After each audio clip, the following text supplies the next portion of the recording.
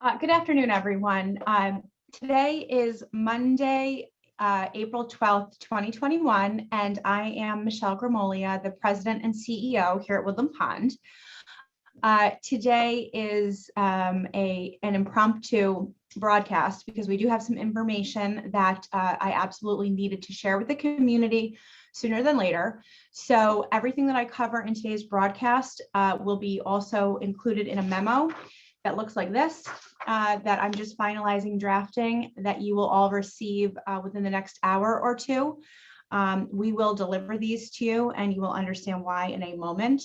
This broadcast will also be available for re-airing at 8 p.m. this evening on channel 1340 and as well on our YouTube channel, which I will send out in a link in just a little while, along with the memo. So I want to just preface this discussion by reminding everyone that here at Woodland Pond on campus, we have a weekly testing requirement for all staff. And for most staff actually are required to be tested twice per week.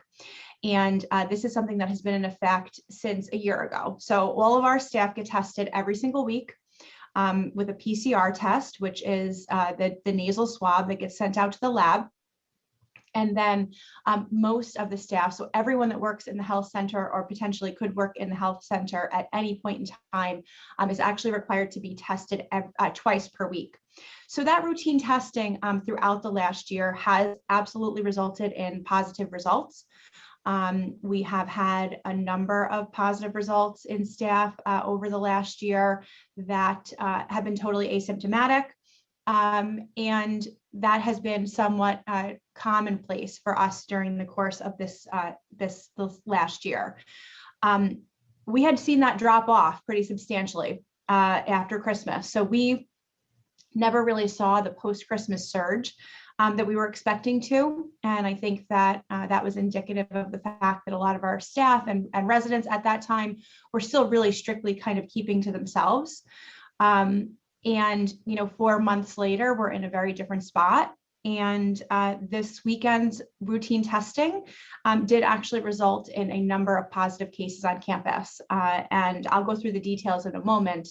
But we do have positive residents in the health center. We are conducting some resident tests in independent living right now based on some suspected exposures. And we do have positive staff members right now in all parts of the campus. You will see in the memo that I give to you that, I do break it down in terms of, skilled nursing, staff and residents, and so forth. So you'll see those details there. Fortunately, at this point in time, all but one of the positive folks between staff and residents are totally asymptomatic. And as I said, all of the positive tests initially did result from the results of the routine testing. So just to kind of break down where we are as of right now, although we are continuing a significant amount of staff retesting. As I said, we are still doing some resident testing in independent living residents that we identified as potentially being exposed and so forth. But the breakdown right now is that we do have 2 skilled nursing staff members that are positive. We have 3 skilled nursing residents that are positive, all of which are vaccinated.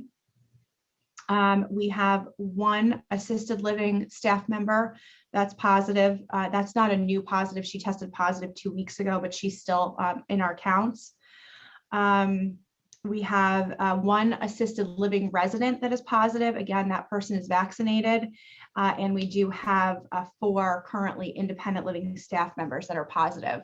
And the 4 independent living staff members that are positive work either in concierge or in the business office. All of us that potentially had exposure to any of those people have either been rapid tested today or had a PCR test. And at this point, if you're seeing someone on campus, it means that they have tested negative. But we are going to continue to do additional testing and just want to make sure that there isn't any unidentified additional positivity on campus. So as it relates to independent living, if you have potentially had an exposure at this point, you have been contacted this morning by Sarah Hull, and we have asked that you come to the Art Studio today at a designated time to have both a rapid test and a PCR test. The rapid test will give you a result within 15 minutes, and the PCR test results should be in tomorrow. If not tomorrow, then Wednesday. And I'd say there were probably about 24 people immediately identified as potentially having some exposure. If we do have additional residents that need to be tested, we will notify you right away. But that's where we're at this point. In terms of assisted living, all of the resident testing and Garden View, all of the resident testing that needed to be done after last week's resident positive test have been completed, and all of those results are negative. We did test 100% of skilled nursing residents today because we did have 2 new staff member positives yesterday into today, and 3 of those 34 skilled nursing residents have tested positive. So what does all of this mean?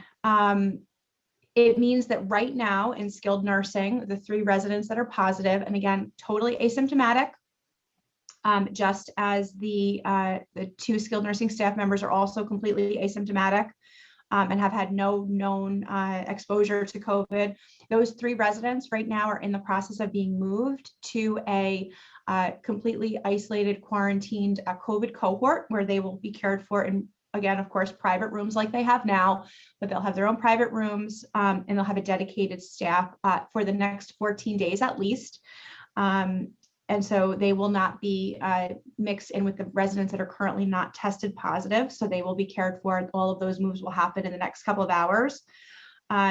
For assisted living, the single resident that had tested positive last week remains on full quarantine.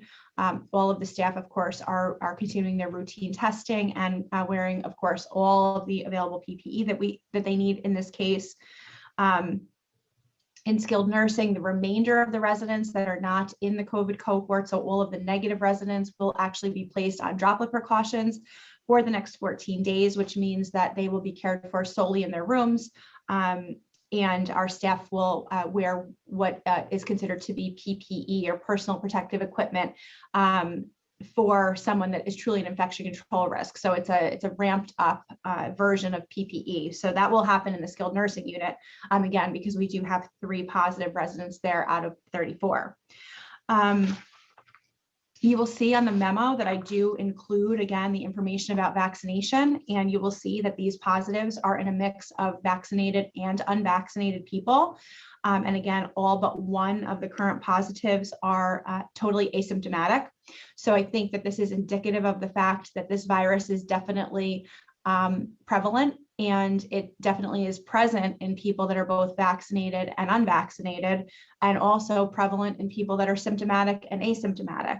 So when we're talking about, having hesitation about widely reopening campus and wanting to do things very carefully, and, why test, why wear masks, why social distance, this is why. This virus is clearly still very active. And although all of our measures are excellent, and we're thrilled that really there's not much illness here. One staff member does have symptoms, but she's hanging in there. She said she feels like she has the flu. We have to be so vigilant. And I think this is a really significant indicator of that fact. So what does all of this mean? I just talked a little bit about the health center. In addition to what I've just described about the environment that the skilled nursing and assisted living and Garden View residents will be cared for for the next 2 weeks. For the next 2 weeks, and this is all by state requirement. This is something we do not have any control over. We have positive cases in the health center, so we must follow these protocols.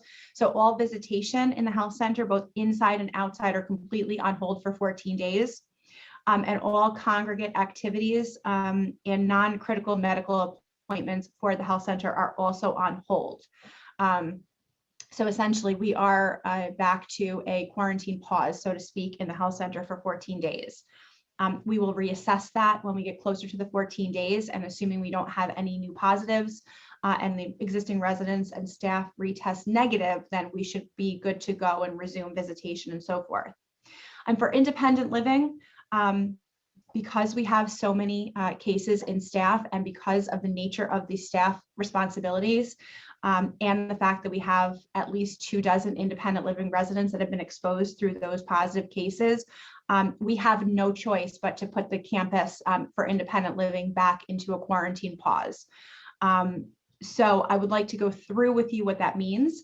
And I do appreciate everyone's patience. Obviously, we all came into this morning, and even though it's been several hours now, it seems like there's just new information coming by the minute. So please just bear with us. And this is what we can tell you at this time. And again, this is in the memo that will be hand delivered to your apartment or cottage within the next couple of hours. So first and foremost, and this is the most important, this was something that residents really struggled with on the last couple of times that we had to put the campus on pause, but it's so important, especially due to the nature of these particular exposures. The concierge desk is going to be completely closed to in-person visits. So please do not come to the concierge desk. It is a high-risk activity. There's a significant amount of traffic there.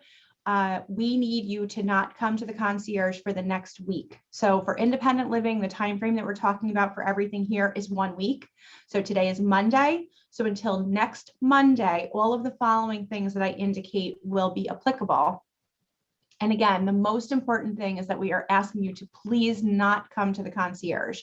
If you need something from them, please call them. Our staff will go around and pick up your mail to be taken to the post office and so forth, but please do not come to the concierge. We are really trying to limit activity there. It's a very high risk location, and we would ask that you just call and don't visit the concierge.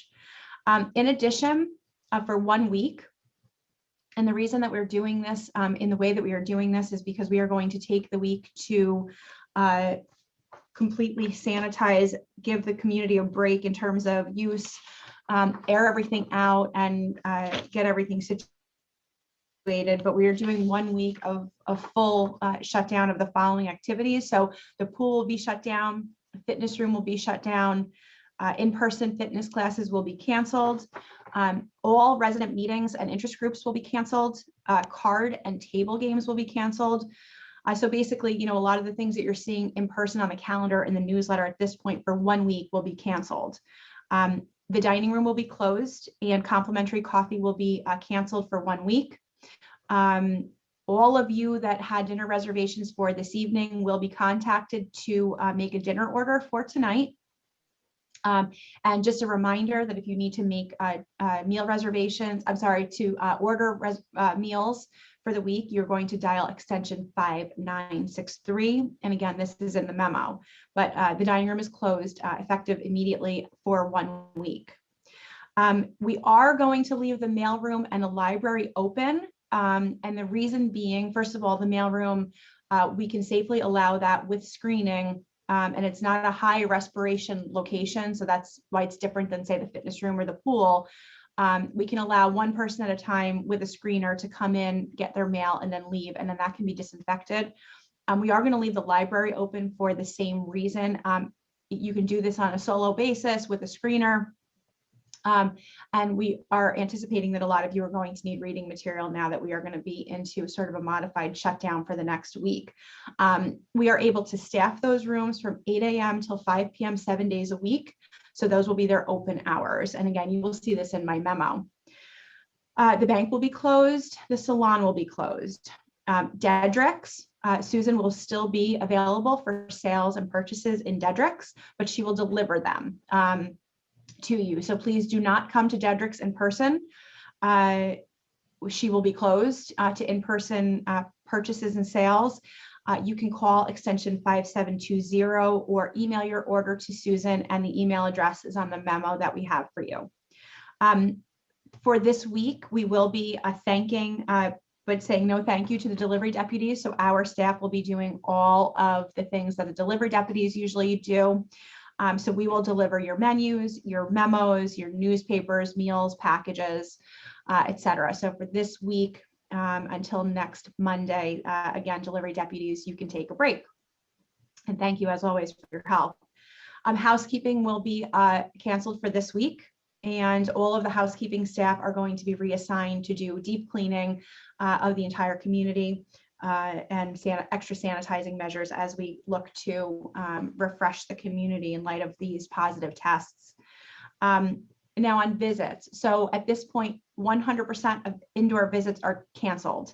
So that would mean that residents visiting other residents, indoors, loved ones coming from off campus to come visit, all indoor visits are canceled at this point in time. It's a high risk activity. And so those will be canceled. So you should not be visiting your Woodland Pond neighbors inside at all this week. And your visitors from outside the community should be notified that they will have to postpone their visits. Approved companions will be welcome. As far as outdoor visits for independent living only, between residents and where you don't go into the building, that's totally fine. If you want to go for a walk with your neighbor, you want to go hang out outside with your friend or neighbor from Woodland Pond, feel free to do so. Please keep your masks on and please keep 6 feet distance. And especially if you're vaccinated, you shouldn't have to worry about that activity. If you are one of the residents that was notified that you potentially have an exposure, although you are going to be rapid tested today, I would recommend that you wait until a few days to hang out with your friends from Woodland Pond, even if it's outside, just to give that a little bit of time, just in case.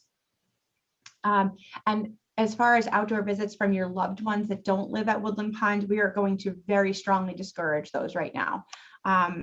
What's clear from all of these numbers, and we knew this, and we know this from the science, that someone that is vaccinated can still carry COVID and can obviously still pass it along. So at this point, we would really strongly recommend that you don't have your visitors come on campus at all, even if it's outside. But if you must have someone come visit that does not live here, please only outside, not entering the building at all. Everyone should wear their masks and keep 6 feet distance, but I would just ask that maybe you think about holding off. It's just a week so that we can get everything cleaned up, get everybody tested, make sure that we don't have any additional exposure. A week will go pretty quickly. And then the last thing on the memo is that if you do have an offsite appointment of any kind in the next week and you live in independent living, so doctor's appointment, hair salon, you're going to go for a lunch date with a friend, we're going to first of all strongly encourage you not to do that at this point, at least until next Monday. But if you do have an appointment, I would very much recommend that you call whomever you were going to have the appointment with and notify them that we do have a number of positive cases on campus and ask them if they still want you to come to your appointment. Anything that you can change to telemed, you should. Anything that you can postpone, you should. It's just right now there's a significant amount of unknown in terms of, as we continue testing and so forth. I would err on the side of caution if I were you, and just call them and ask them if they even want you to come in the first place. That's to protect them, which I think we all have a responsibility to do, and also to make sure that, if you aren't inadvertently spreading something that you may be carrying. So that's what's included in the memo. I know a lot of you are going to have questions. I do address in here and just remind everyone that, Woodland Pond has an exceedingly high vaccination rate across campus. We're at 85 or more %, and that's growing. We have 30 additional people that have 1 dose and are waiting for their second. So, we have a number that are still either unvaccinated or partially vaccinated, but the vast majority of people here on campus are vaccinated. We are not yet comfortable with, and I've talked about this before, and this has not changed, mandating vaccine on campus, either for residents or staff. And that's primarily, although there are other reasons, it's primarily because at this point that vaccine is not fully approved by the FDA. And I think that that's obviously indicative of the fact that the testing, the study process still has to go forward and so forth. So, but again, you'll see in the numbers that all of these positives are in a mix of both vaccinated and unvaccinated people. All 4 residents that tested positive are vaccinated. So I think it's just really a stark reminder to all of us that we have to just continue to be very vigilant. I can't help but wonder if a lot of this relates to the fact that we have basically reopened campus for all intents and purposes over the last 2 to 3 weeks. We've been having dining in the dining room. We've been having visits inside, even with rapid tests. We've been having visits outside. Residents have been much more freely going and traveling and so forth. And all of that has been something that we've had knowledge of and we're, cautiously saying is okay to do. But I think, the numbers are real. And of course, Easter was a week ago. I think that there are a lot of people that have been very anxious to see their families, go visit with loved ones, and that goes for both residents and staff. And I think that, with the spring coming, we've all felt like this was a great sense, an opportunity for us. And I still feel that that's the case, but I can't reiterate enough, that these numbers really speak for themselves. And I think we all have to just be really mindful of our activity as we, go forward. As far as the dates that I discussed in the memo, these are all, the dates that we expect at this time. If anything changes and if we do see an increase in any of these numbers as the week goes on, both the dates for the health center and for independent living could be extended. But this is where we are right now. I will be in the office all day today. You can reach me at my desk. I answer my own phone. I'm going to be sending this out via email as well. I invite your questions and comments. And, if there's anything that I can do to help you through this time, or if concierge can help, or reception or nursing or anything, please just let us know. And we will work through this. And if you have any symptoms at all, or any concerns about potentially being exposed, let us know. We'll get you tested, and we'll keep our fingers crossed that this stays with, no symptoms. And that the one gal that is not feeling so hot starts to turn the corner very soon. Thank you all. Bye.